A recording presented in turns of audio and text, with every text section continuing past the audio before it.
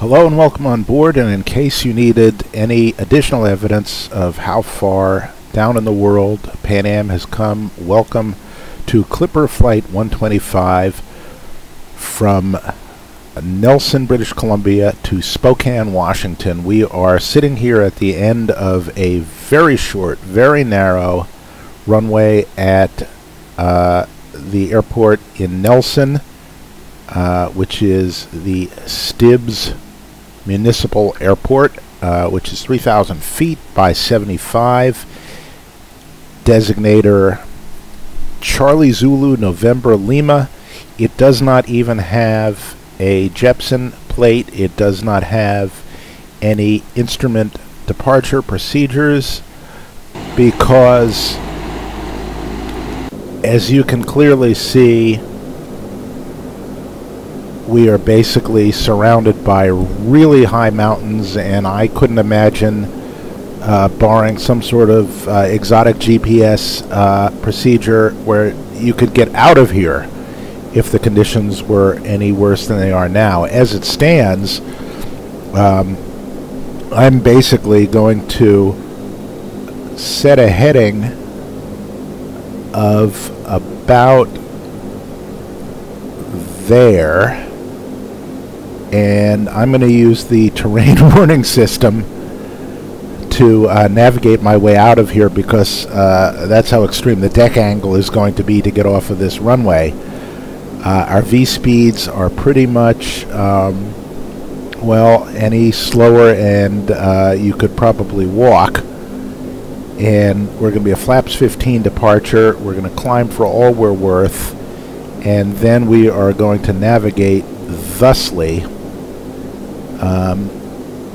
shooting, as you can see, through this corridor and skirting narrowly a MOA, and then basically staying above mountains and zipping down through and avoiding mountains through the descent into an equally inappropriate field. We're not going to Spokane International, where most of the airline flights go. Instead, we're going to Phelps Field, which is the small municipal airport along the Scratch Ankle River, or whatever it's called, here onto a 4,500-foot strip with taxiways too narrow probably to accommodate us, but it's going to be sporty, it's going to be fun. We're going to do an ILS approach, and mainly this is just beautiful scenery. I am taking a load of 50 people right now, about half fuel, and 50 people who are going down to Spokane because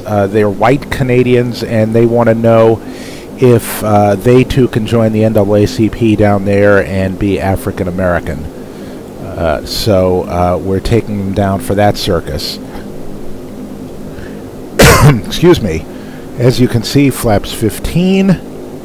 V speeds are set. We're helped at least by the fact that we're low pressure, although we're pretty warm at the moment, and unlike what you see here, which is 90% normal takeoff power, we're going to do 100% maximum takeoff power and just basically climb like hell. And in addition to that, we are going to be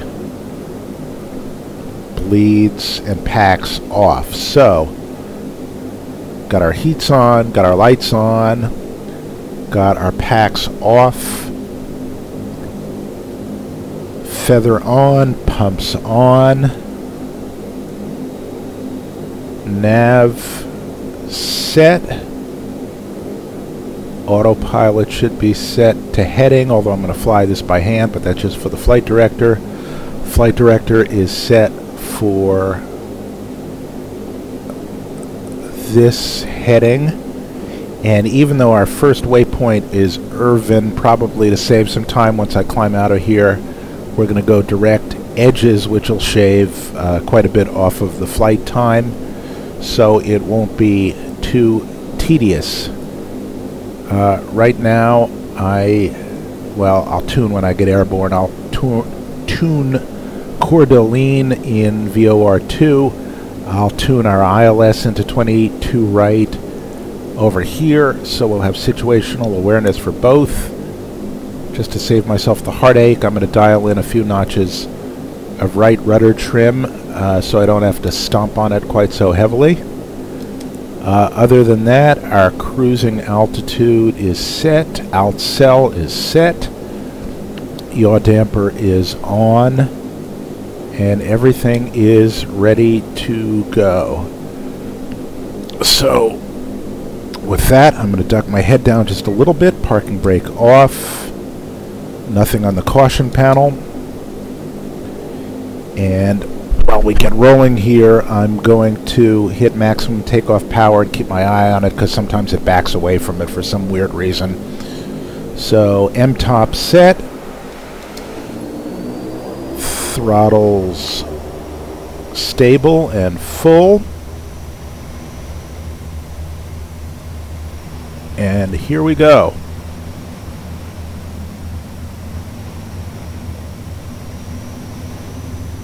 $80 knots, checked. Oh look, it's the end of the runway. And V1 and rotate. And there's the fence cleared. And there's the gear up, and here we are coming to our heading, because we're basically going to be threading the needle through here. In a second I'll pull up our flaps. And for some reason the scale on that shifted, and I don't know why. So we'll go like that, and like that, and we'll basically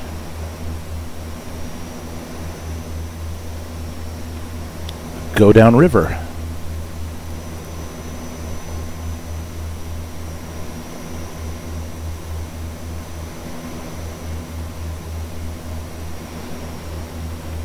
Flaps coming up.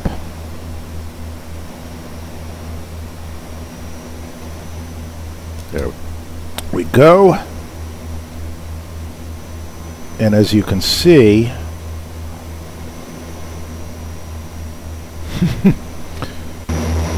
we're pretty much surrounded.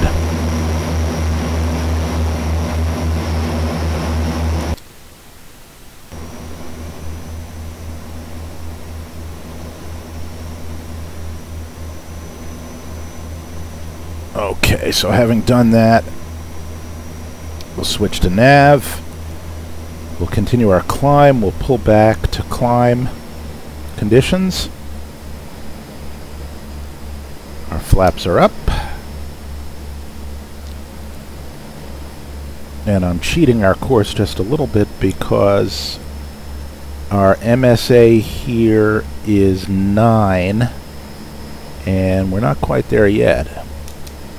And there's segments around here where our MSA is 11.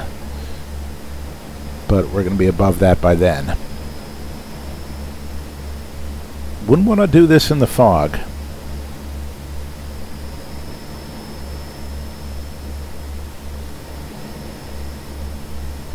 Alright, so now that we're coming around, auto feather can come off, our pumps can come off. Our PTU can come off. Our packs can come on. Go to normal. I have to say, it's really beautiful here, if somewhat treacherous.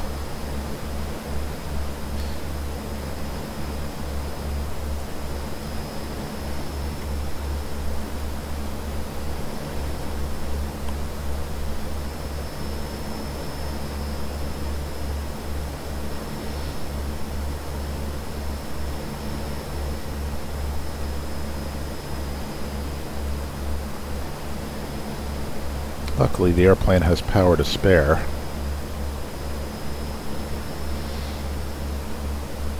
And we're at 11,000 feet, and let's go direct edges.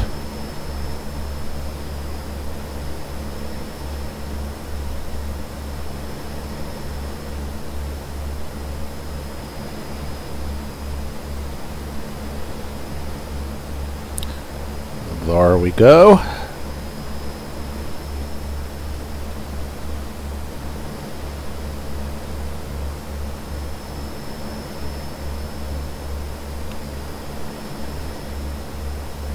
Go to IAS. Set our climb to around 200. Now that we're semi-established on course, I will let George handle it for 1 second. And take a look outside. I mean, that is really just plain old beautiful.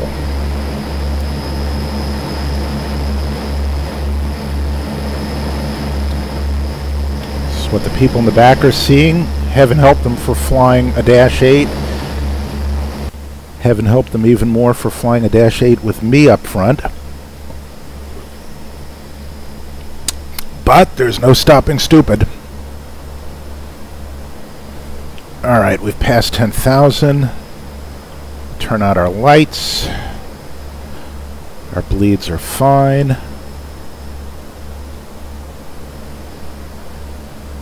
Let the people get up and take a dump.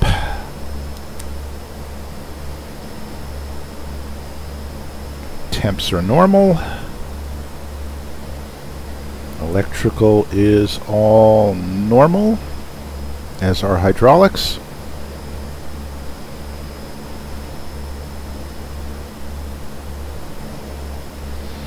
And at this point we'll put Coeur d'Alene on the right side, which is 1088.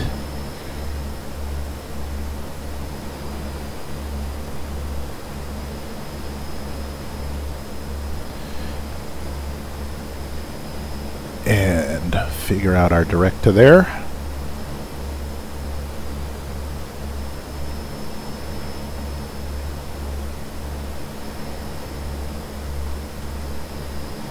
Oddly enough, it coincides with the way the RMI is pointing. And a good thing, too. Expand out our range. We'll make our nav source VOR2, so we'll have it there, pointing at Coeur d'Alene. We'll put 111.7 in for our ILS.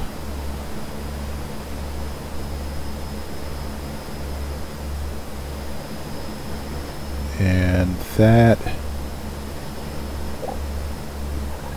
through the magic of television here, we'll hit the format button, hold it, and that'll allow us to set our course, which is 221.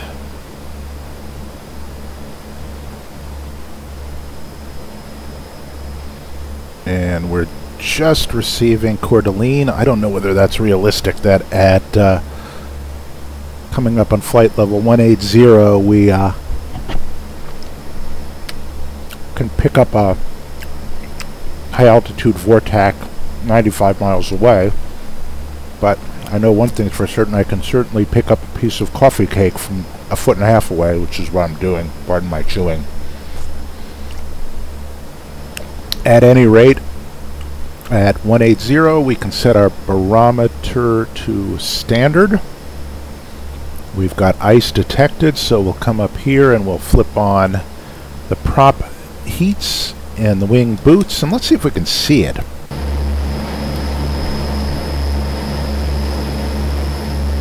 A little frost on the spinners, and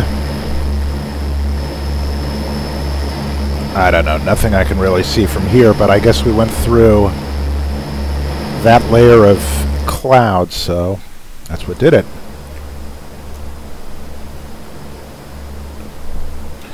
Any rate, this airplane reacts realistically to icing, so sad but true, you can recreate the awful Buffalo Hogan 3047 fiasco. Of course, all it takes beyond that is reacting poorly to incipient stall, and of course managing your speed poorly before that, which is really easy to do, but not to make light of it. Go back to format, see the rest of our flight plan, and another 4,000 feet short as this flight is, we'll start planning the descent. Already got my V-speeds in. My airfield elevation is about 1,900 and some odd feet. I'll put that in there. And while we're there, we'll check cabin altitude, which is still climbing slightly. And we're going pretty much up to the service ceiling of the dash, although it can go higher. It doesn't do especially well at that altitude, and the performance really suffers. So we're pointing at Coeur d'Alene. Our next waypoint is Edges. Unlike some Boeing airplanes we both know, and one of us knows better, there's no top of climb indicated on here, and there's really no VNAV per se going up and very little going down. The only time you use the VNAV is to kind of plan a descent, which you kind of have to babysit. So ice detection's gone away. Looks like the outside air temperature isn't going to support any icing, so we'll turn off the prop heat and the boots, keep our pitot and static heat on. And since we're at cruising altitude, we've already freed the prisoners, so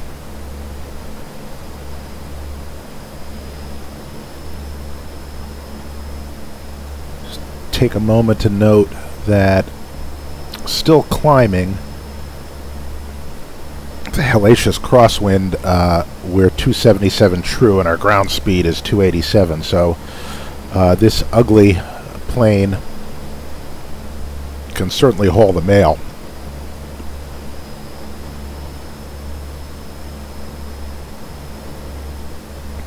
I'm just going to set my heading for the departing heading from Edges because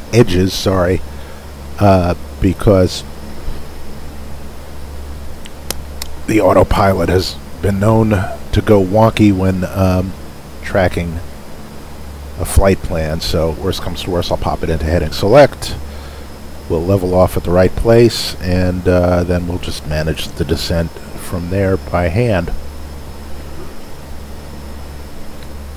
Also, having scouted out this route,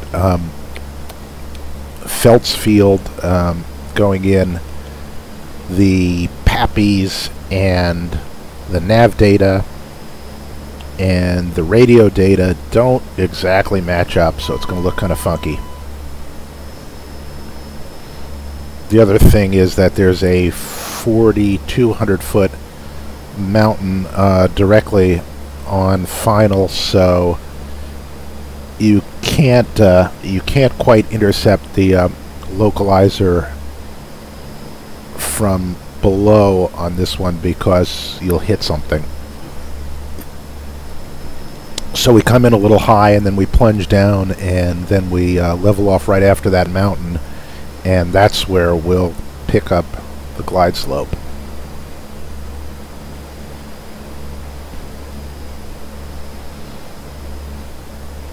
Okay, so as we level off here, I'm going to pull the condition levers back to 850 or max cruise.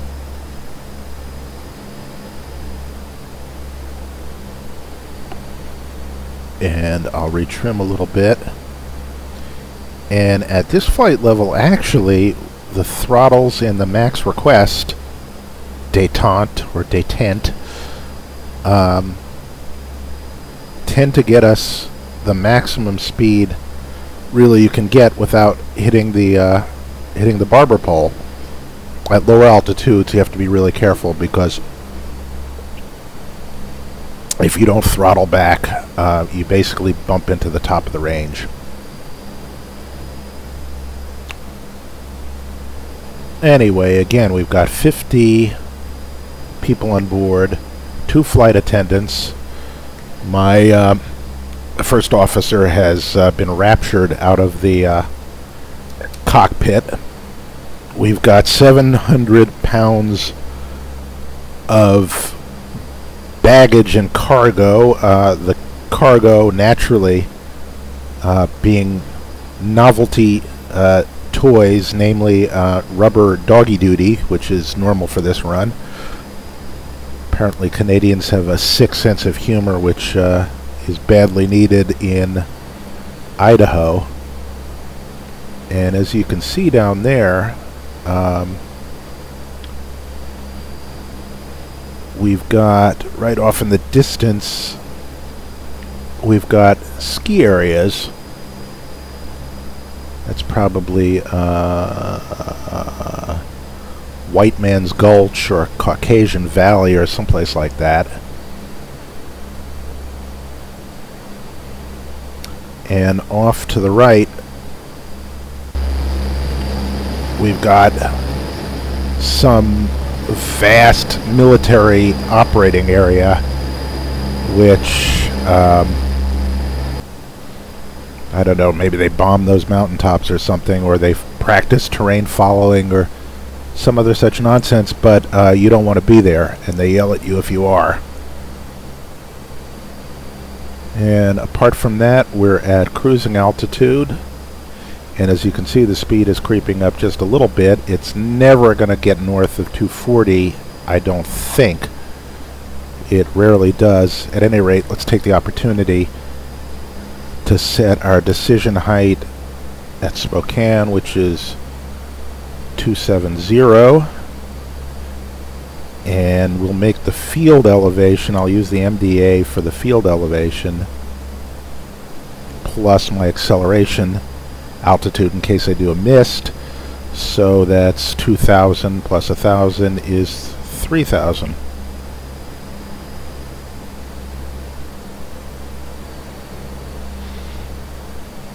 Not strictly speaking the way to do it, because it'll yell at me on the way down and say that I've just passed my MDA. But I don't have a first officer to attend to things, so we'll do it that way. And while we're at it, we'll plan our descent, and we will descend to our first constraint, which is Coeur d'Alene, which is at or above 7,900, so we'll make it 7,900 to Coeur d'Alene.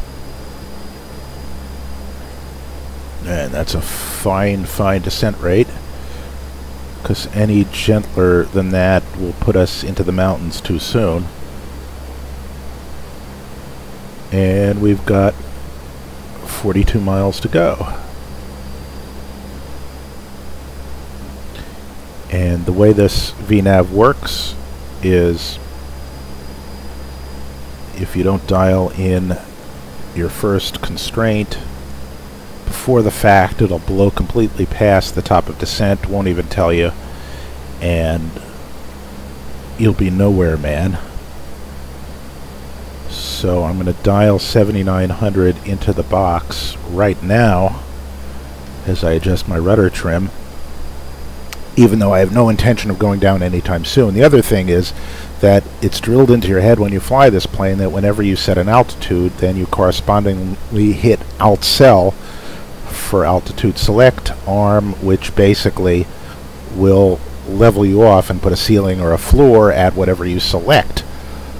This is the one rare case where you don't do that, because if you do that, it'll level you off and then it won't descend you any further, and then you'll look like an ass too. This airplane has many ways of making you look stupid. Although in this case, as you well know, it doesn't take much. So anyway, while I give you a view of the outside of the plane, I'm just going to pop onto my other computer and check the weather in Spokane.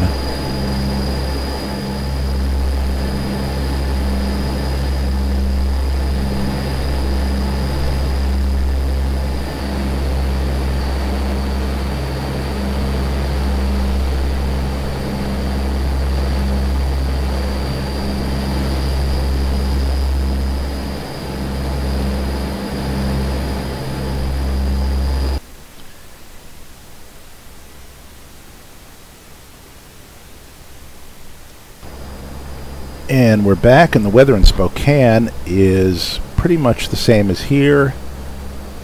Hazy, 2992, and the wind is 10 knots right down the runway. So I'm going to put 2992 in the standby.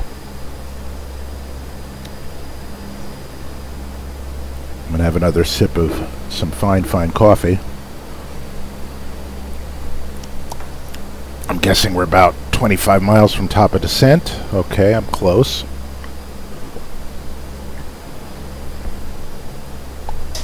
And I'm going to pop out into a little program called AuraSim, which lets me calculate my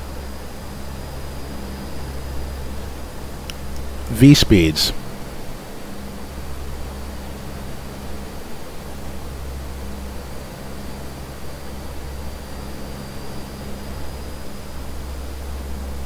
It's actually pretty cool. Look at this. It looks like basically a little FMC. Go to performance and search KSFF Spokane Phelps Field.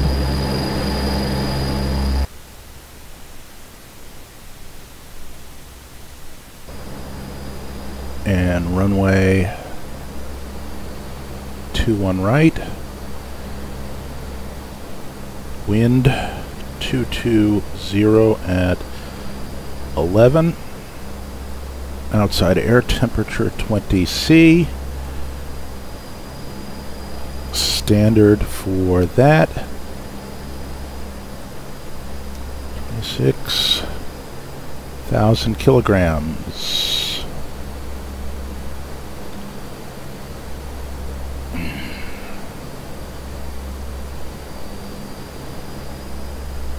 Try that again, only for landing.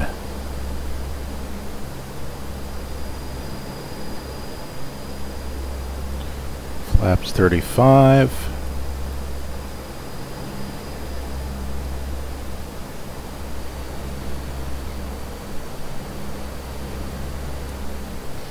Kilograms. Calculate. VREF 116. V climb 148.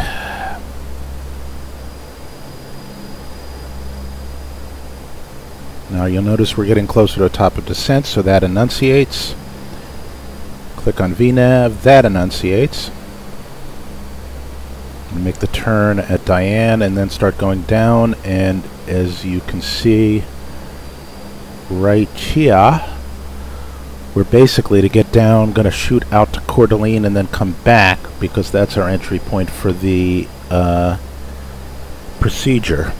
And I think they do it basically to string us into another mountain valley, so that we're not trying to go direct to here and hit things on the way down. Anyway, so we're making the turn to Diane.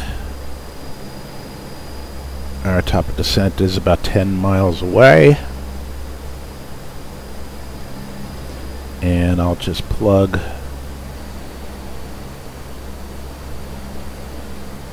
.116 for my VREF and 148 for my V climb out of there.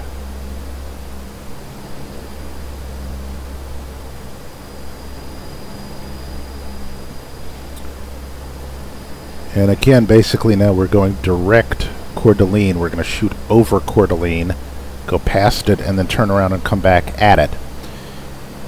And here comes our top of descent. And so that I don't break the airplane, we're throttling back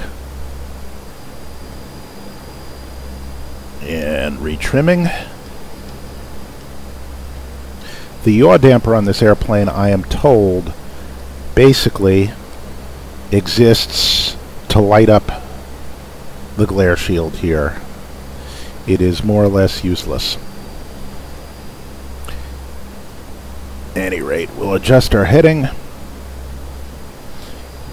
and just for yucks, we'll see where we are. Yep, you see, what we're going to do is we're going to cut across the localizer path, shoot to Coeur d'Alene, we're going to come right back and then re-intercept it, only at a reasonably sane altitude.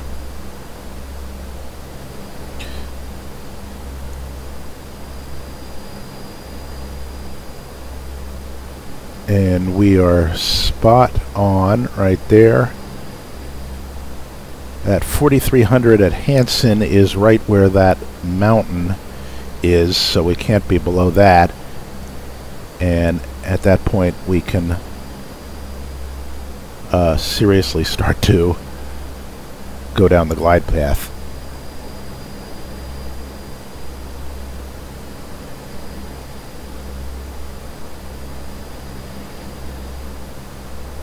So again, we're just watching this for amusement, but in a second that's going to come in and flip, and as you can see right here, our runway right now is off to about our 2 o'clock. We're on path, we're not over speeding, no icing.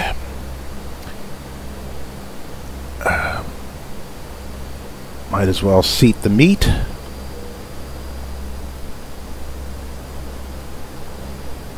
And perhaps we can see the field, which is, yes, we can.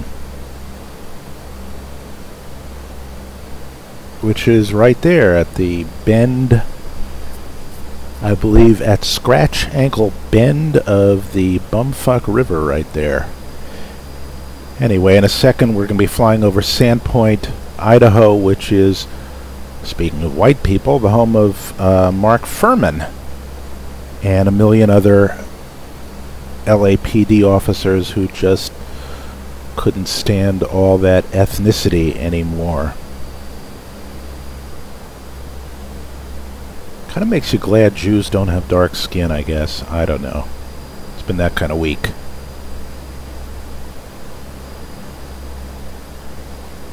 Anyway, as you can see, we're basically right about now. Yep, we just cut across the localizer.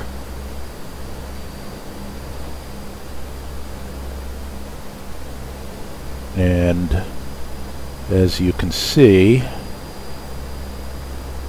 we got hills here and there. That's not too bad. Coming up on 18, we can set our barometer. Well, it's already there, and it doesn't have like a standard or non-standard function. Basically, it's just when you click it to set standard, it sets 2992. It doesn't enunciate STD, which I guess I can stand missing the insinuation. We got our decision height set, got our V speed set, got our nav tuned in. We are on profile. Our first constraint is 7900. Our next one is 7100. Theoretically, when you set the first constraint, it should then reach it, then go through it, and continue down to other constraints. At the moment, I don't trust it, so I'll probably keep dialing in 7100 and then 5700, then 4300. Or at that point, I'll probably dial in my decision height. It's cheating, it's fudging, I know, and I don't know if the real airplane does it that way too. The other thing I'm going to do is keep my power up just to make this flight a little shorter, but also because in between those constraints, it tends to find itself if you pull off too much power slightly below profile, and then it'll either disconnect and make you re-intercept it, or it will actually climb you briefly while it makes this turn at highly right here. So it's highly something of it, but I don't know what. The other thing is, let's get squared away. We're going to do a flaps 35 arrival. We are, however, going to do a reduced noise profile arrival with the props right here where they are, so it's not going to be quite as steep a descent as it could be. And because we've got ice detected again, we will turn our boots on. And because it's going to get busy really shortly, I'll a little bit prematurely turn our pumps and our PTU on. I won't reduce the bleed to min yet, because it's not necessary.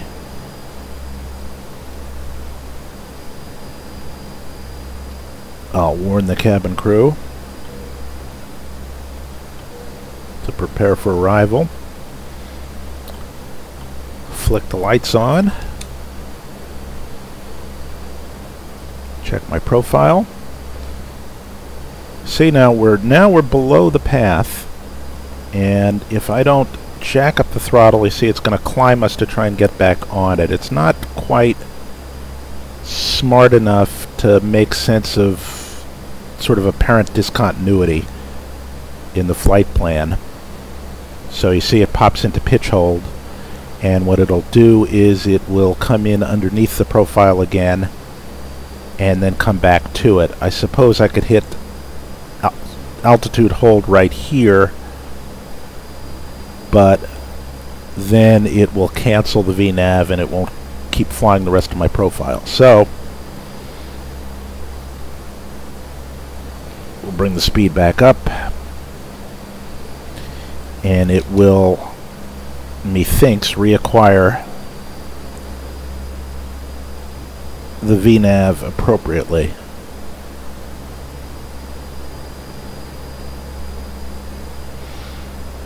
I suspect with a little bit of jiggery-pokery I probably could program in an intermediate waypoint so it doesn't have to make quite as radical a turn, at which point it would probably interpolate the altitudes between the 2 points. It'll continue the path and everything would be Jake, but it's not quite that bright. I'll swing the heading around to an intercept just in case. Have to reacquire. And there's our constraint, 7,900. We're 17 miles away and we're at 14. So we have to come down 6. And it is doable. And you see what it's doing? The arrival is threading us right into this nice piece of flat terrain. And now inexplicably we are above the glide path. So what I'm going to do is I'm going to hit vertical speed mode, and I'm going to dial us down and just reacquire manually.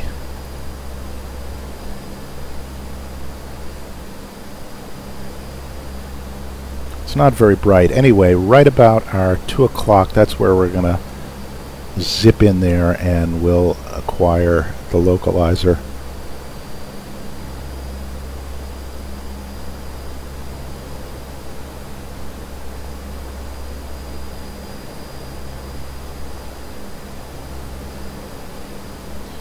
And I'll slow down here because we're going to be just a little bit shy of our altitude constraint. I mean, it says 7,900 or above, but I don't want to be too much higher than it because then it makes it a bitch later on in the approach.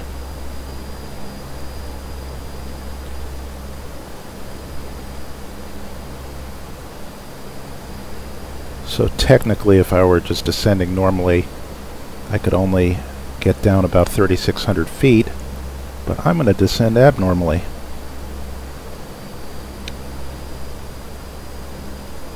because there we go. Reacquire the path right there. Because I've got drag and I've got speed to burn. And damn it, they're all counting on me.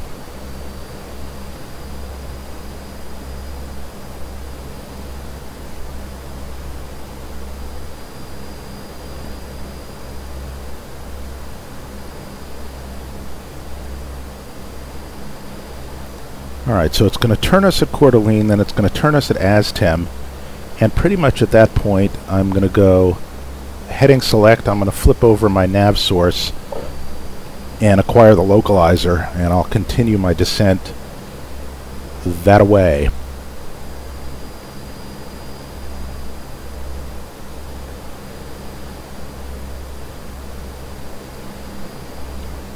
I'll just set an intercept heading just in case.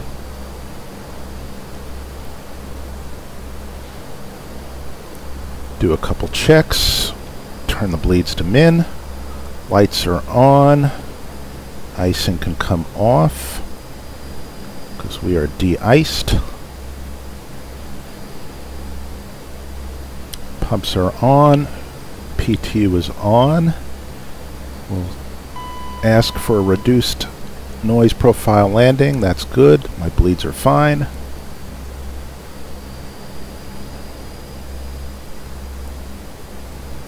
And as you can see, we're coming back towards the localizer, and it is plotting a reasonably sensible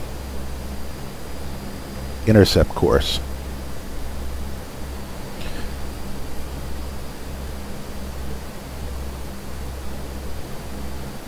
And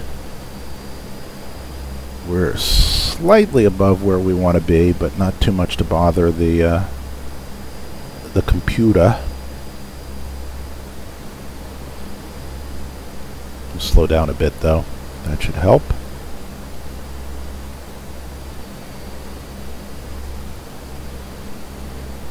Try and get to about 200 by this point.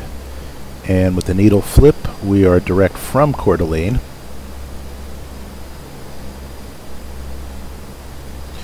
That's warning me that it was above profile before.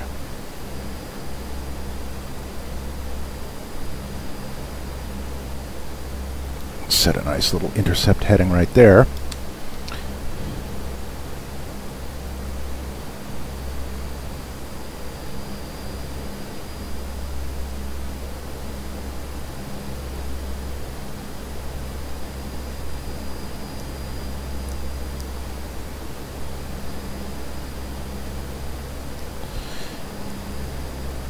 And we're coming up on Aztem.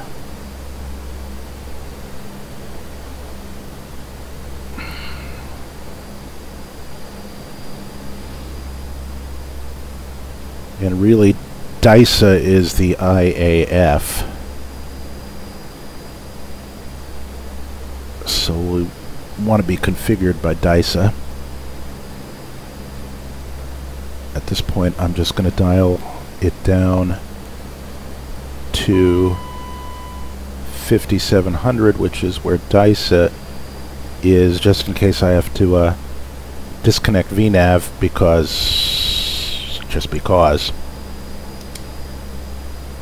it doesn't always work.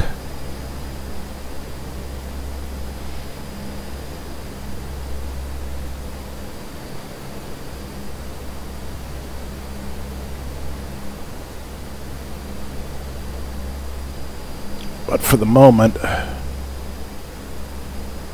just arm the approach and pretend it's a VNav approach. LNAV VNav approach. We're 4 from DISA. We need to come down 1,200 feet. And it knows that we're just slightly on top of it, but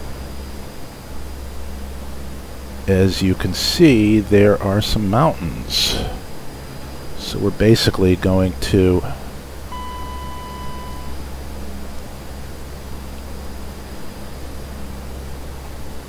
do a little bit here and get out our first stage of flaps as soon as we creep below 200,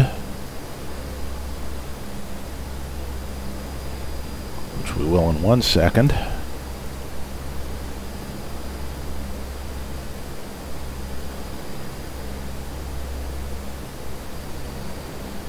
Now it thinks we're doing an LNAV approach, but we're really not.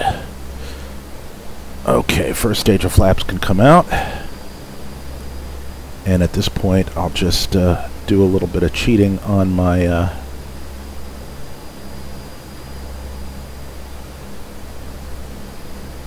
and set a rough intercept here for the loc. And briefly go into heading.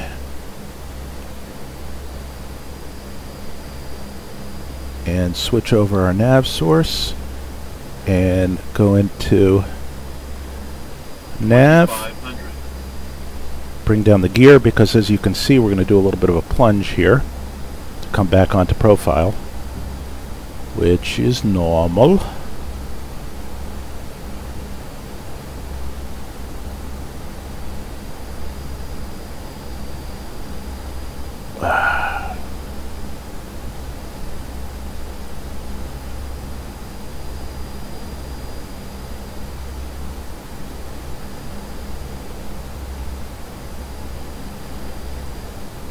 Bring in another notch of flaps, 2, get some drag out, and in a second we will reacquire the glide slope, and we'll go into approach mode right there, slow quite a bit.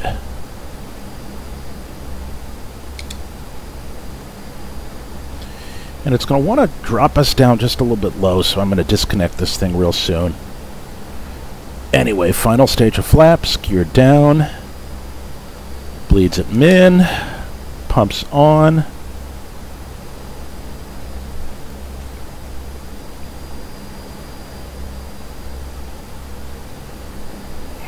Trim a little bit.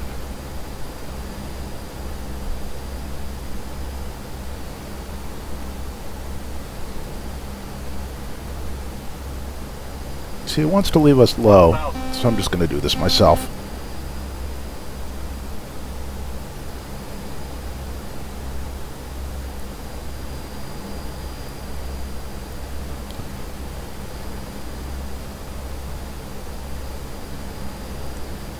And you notice that the flight director needle is pointing to the right and my CDI is pointing to the left. So there are some problems. Anyway, we're right at VREF, and now at least the CDI and the PAPIs agree. 500. But this is a short runway, so if we come in just a little low and slow, there are no obstacles to worry about, and it will help us plant this thing just a little bit better, because as you'll see in a minute, it's a little cramped. Anyway, I don't want to come up too high on the speed. But now, as you can see, the PAPIs are indicating, well, just a little bit low. Yet the picture looks just about right. So, you know, welcome to the world of Sims.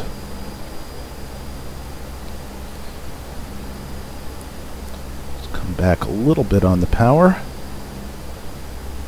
Come in a little steep, retrim. Too many people, when they disconnect the autopilot, start yeeking the yoke all over the place. And they just PIO themselves right to death. Alright, we're just above Minimums. VREF here. Got just a little bit of a crosswind. There we go.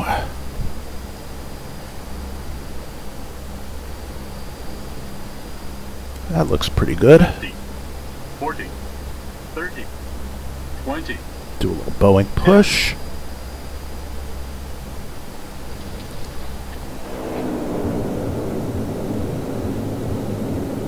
Now, when we roll to the end here, which I don't think I can make this next taxiway, nope. When we roll to the end, you'll see that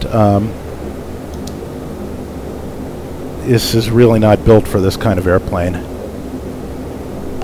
Anyway, up come the flaps.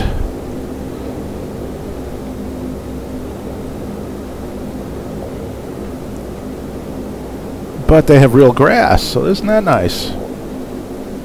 Alright, so welcome to the world's smallest taxiway. I think I can get my footprint just about on it, though.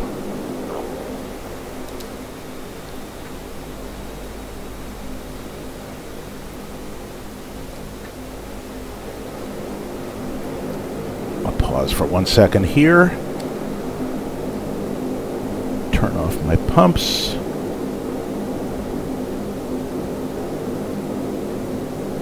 Turn off my lights. Turn on my APU.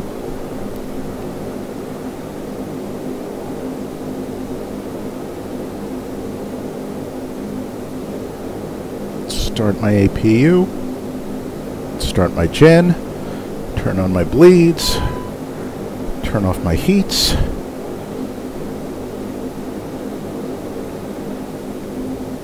Turn off my packs. And we're good to go. Drop my spoilers. And look at this little place. It's kind of cute.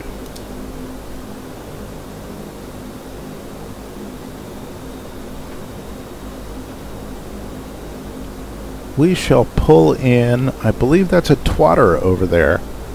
We'll pull in right next to that. Not there, but there at around 1 o'clock.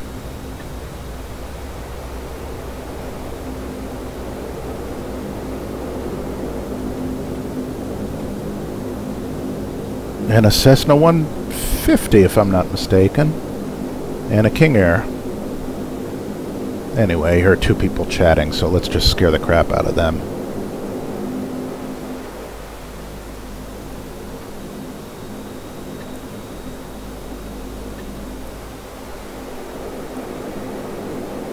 There we go. Pretend we belong here.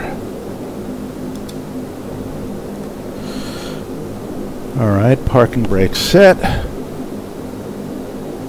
Props go to feather. Start a 30-second timer. Squelch my cautions. Squelch my messages.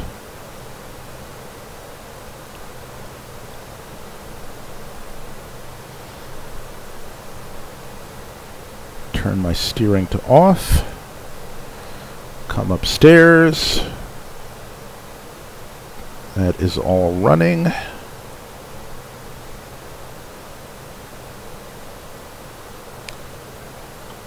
Free the prisoners.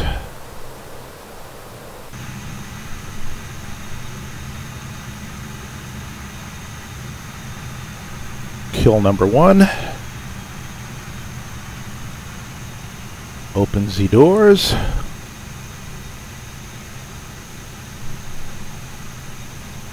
And kill number 2.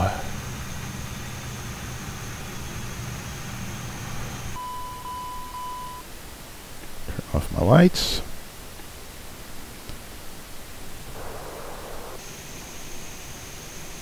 And welcome to Spokane. And just look at this place. It's really cool.